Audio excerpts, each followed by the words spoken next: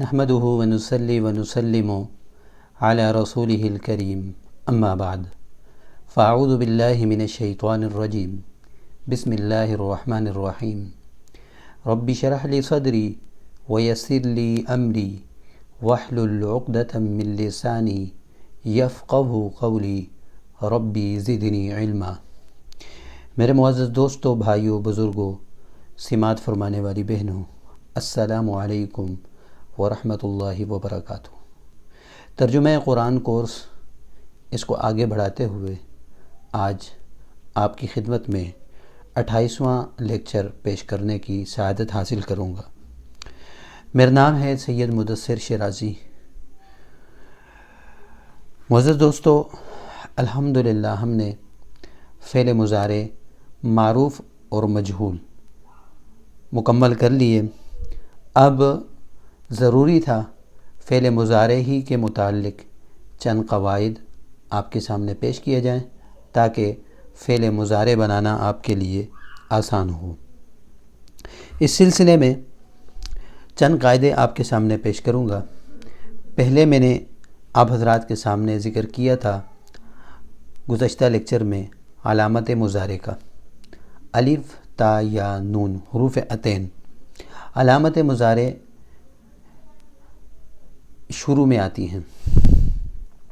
فعل مضارع بنیادی طور پر 3 حروف سے بنتا ہے، فا، عین، لام۔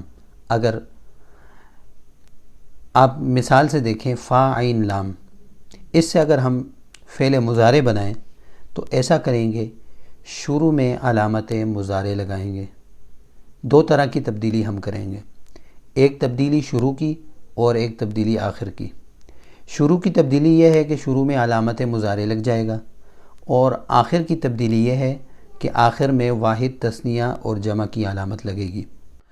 اس کو یوں مثال سے سمجھے، شروع میں ہم علامت مضارع لگا رہے ہیں، یفعلو، یفعلان، یفعلون۔ ان 3 صیغوں میں شروع میں یا لگ رہا ہے، اور تفعلو، تفعلان، تفعلون، حاضر کے صیغوں میں تا علامت مضارع لگ رہی ہے، اور افعلو، نفعلو، اس میں واحد متکلم کے لیے حمزہ اور جمع متکلم کے لیے نون علامت مضارع لگ رہی ہے۔ اور آخر میں ہم تبدیلی کیا کرتے ہیں، تفعلو، یہاں آخر میں کچھ نہیں لگایا، تفعلانی، اس میں الف اور نون جو جمع کے تثنیہ کے لیے آتے ہیں ہم نے آخر میں لگا دیے۔